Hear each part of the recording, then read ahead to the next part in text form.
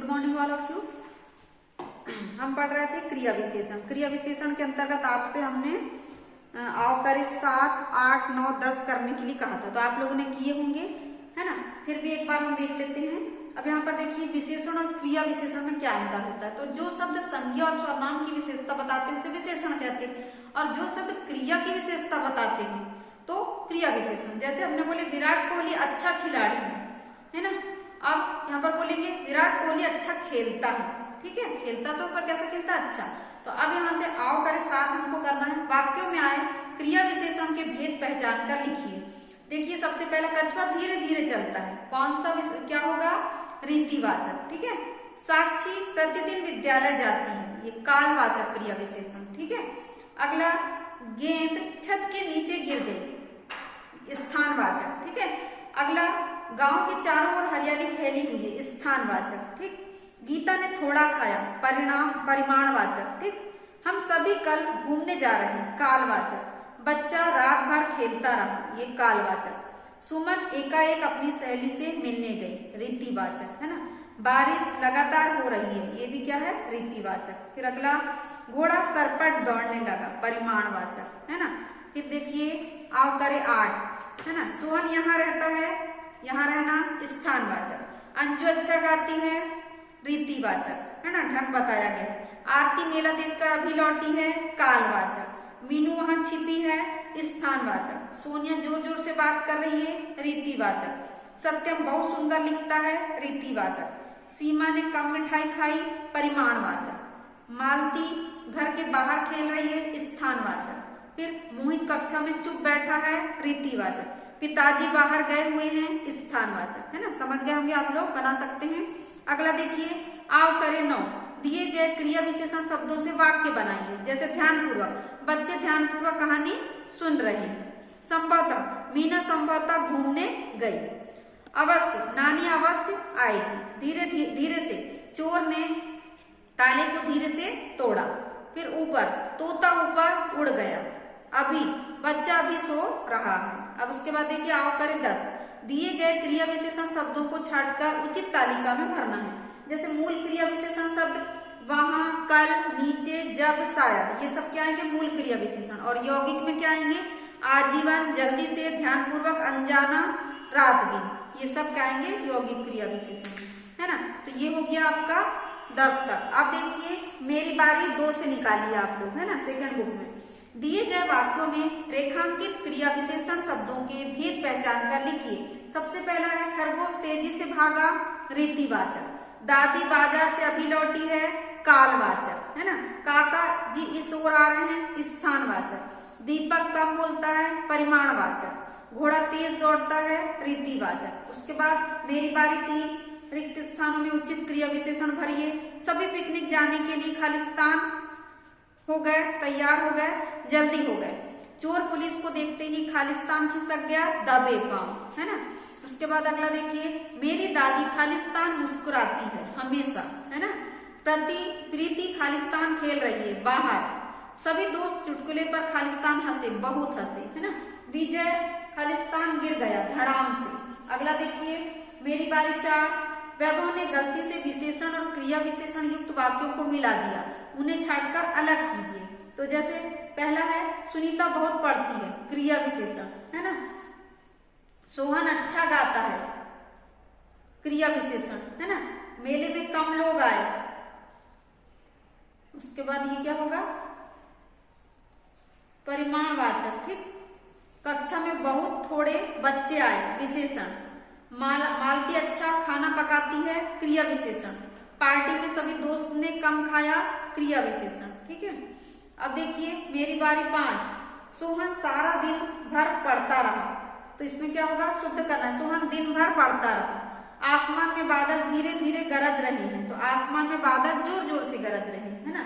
मीरा नीचा सुनती है, मीरा ऊंचा सुनती है। मयंक थोड़ा गिर गया, मयंक धड़ाम से गिर गया। मीनाक्षी अचानक लिखती है, मीनाक्षी सुंदर लिखती है, ठीक है। अब देखिए मेरी बारी 4 को एक बार फिर से मिला लेंगे आप लोग।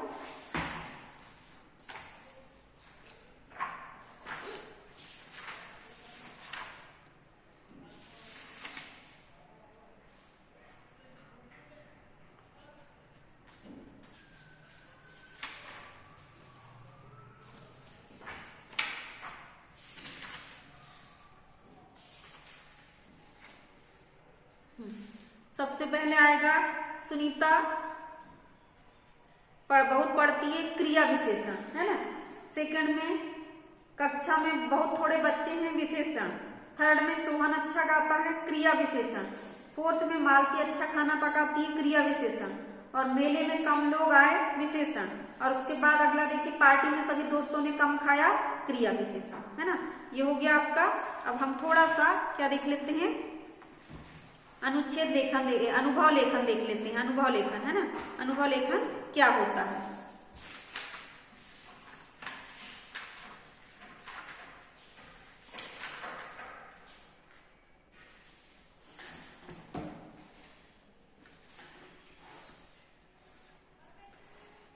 अब देखिए अनुभव लेखन।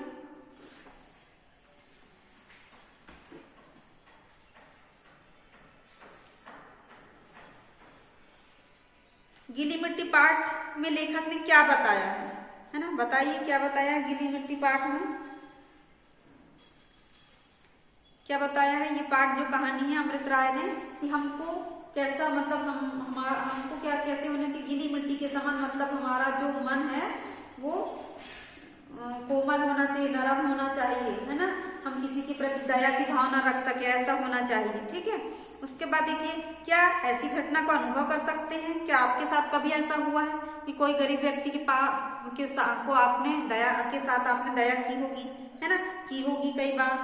क्या अनुभव होता है, बड़ा अच्छा महसूस होता है अगर हम किसी की मदद कर देते हैं, है ना। अब देखिए, तो ऐसे जो अनुभव है ना, जो हम स्वयं करते हैं, किससे बातचीत, है ना, तो वो सब क्या कहलाते हैं, अनुभव कहलाते हैं। जैसे कि हमारे साथ कभी कोई घटना घटी तो हमने क्या किए कि बताए कि कल आज हमारे यहाँ एक भिखारी आया था, बिल्कुल कि उसके पास वो नहीं था, उसको मैंने खाना दी तो उसने बड़े अच्छे से खाया, जो कचरा वो था उसको उसने उठाया, तो बड़ा अच्छा लगा हमारे मन में, है ना। तो हमने उसके प्रति दया की भावना रखी, उसको हमने कुछ वस्त्र दान किए, है ना। और उसके साथ जो अनुभव हुआ, उस अनुभव को लिखना क्या कहलाता है, अनुभव लेखन कहलाता है। तो देखिए, आज हम अनुभव लेखन आपको पढ़ के सुनाते हैं। दिए गए पाठ गीली मिट्टी में लेखक ने एक ऐसा अनुभव लिखा है। ऐसा लेखन जिसमें कोई अपने अनुभव घटना का वर्णन करता है, अनुभव लेखन कहलाता है। अनुभव लेखन अर्थात अपने अनुभव को लिखित रूप में व्यक्त करना, है ना। जैसे कि यहाँ पर घटना है, यह बात तब की है जब मैं 9 वर्ष की थी। मैं और मेरे चाचा की बेटी स्वाति दीदी एक साथ घर में थे। हम दोनों बहनें पक्की सहेलियां थी। उस दिन बहुत तेज बरसात हो रही थी। पूरी परिवार को एक शादी में जाना था। स्वाति दीदी की परीक्षाएं थी, इसलिए उन्हें घर में रुकना पड़ा। मैंने भी एक दिन के लिए दीदी के साथ रुकने की जिद की। बहुत बार कहने पर माँ पिता ने मुझे दीदी के साथ रुकने की इजाजत दे दी।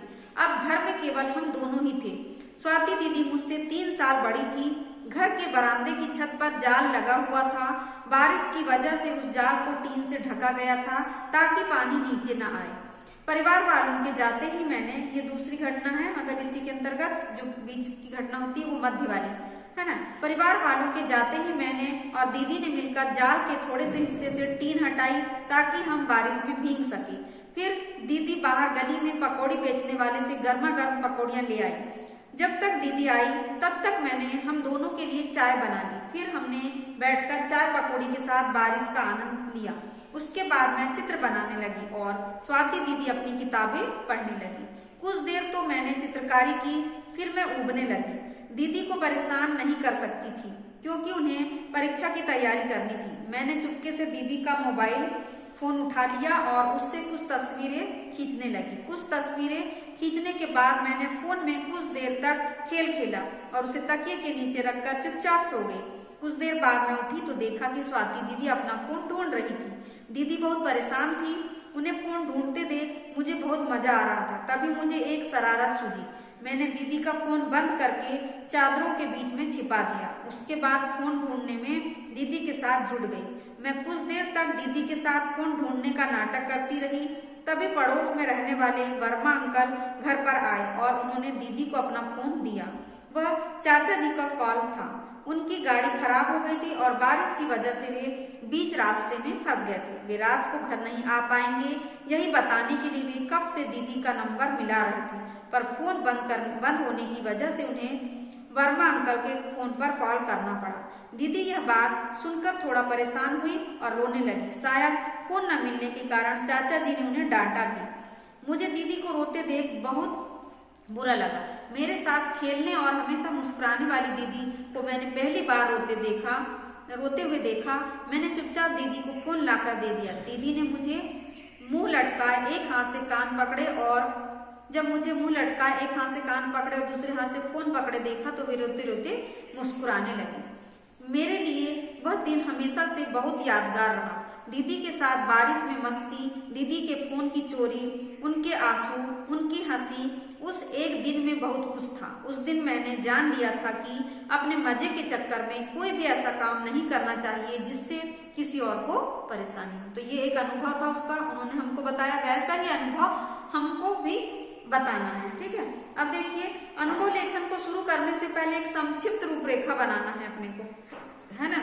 जो अनुभव आप बांटना चाहते हैं उसके बारे में सोच कर लिखिए। ये घटना कहाँ हुई, ये घटना कब हुई, इस घटना में कौन कौन शामिल था, क्या क्या हुआ, ये घटना अनुभव आपके लिए यादगार क्यों है ना। फिर आपके अनुभव का भाव, खुशी, दुख, आश्चर्य जो भी हो उसे लिखने के लिए इसी रूपरेखा का पालन किया जा सकता है। फिर लिखिए, फिर बताना है। अनुभव लिखते समय ध्यान रखिए कौन सी बातें ध्यान रखना है। सबसे पहले मुख्य भाव को दर्शाना, अपने अनुभव के मुख्य भाव को अलग अलग शब्दों व वाक्यांशों की मदद से प्रस्तुत करना। जैसे रहस्य दर्शाने के लिए चुपके से, चुपचाप, धीरे धीरे आदि शब्दों का प्रयोग करना। फिर अनुभव की पृष्ठभूमि, पहले अनुच्छेद में पाठक के लिए अनुभव की पृष्ठभूमि प्रस्तुत कीजिए। घटना कब, कहाँ, कैसे हुई आदि का वर्णन कीजिए ताकि पाठक के लिए अनुभव को समझना आसान हो। फिर सहायक अनुच्छेद में घटनाओं का विवरण, मुख्य अनुच्छेद के बाद आने वाले अनुच्छेदों को सहायक अनुच्छेद कहते हैं। ये अनुच्छेद मुख्य अनुच्छेद में बताए गए विचार या भाव का विस्तृत वर्णन करते हैं। इन अनुच्छेदों में अनुभव से जुड़ी घटनाओं, बातों व विचारों का वर्णन कहानी के रूप में होता है। फिर अगला है घटनाओं का क्रम। अनुभव को उसी क्रम में बताएं जैसे वह घटित हुआ है। घटनाओं का क्रमागत वर्णन अनुभव से जुड़ने में मदद करता है। आरंभ से लेकर अंत तक का क्रम निर्धारित करके अनुभव लिखिए। निष्कर्ष में क्या बोला गया, देखो, अनुभव से मिलने वाली शिक्षा बताते हुए निष्कर्ष दिया जा सकता है, जैसे यहाँ पर अंत में बताया गया है। तो इस प्रकार से आपको क्या करना है, आओ करी 11 आपको बनाना है, ठीक। गीली मिट्टी छाटकर चिन्हित कीजिए, ये अनुभव आपको बताना है। और इसके साथ ही साथ आपको मेरी बारी 6 है ना, मेरी बारी 6 आपको करना है और आओ करे 11। तो ये दोनों क्वेश्चन आपको करना है, जैसे भी बनेगा और नहीं बनेगा तो हम आपको बताएंगे। तो आज की कक्षा हम यही समाप्त कर रहे हैं। धन्यवाद बच्चों।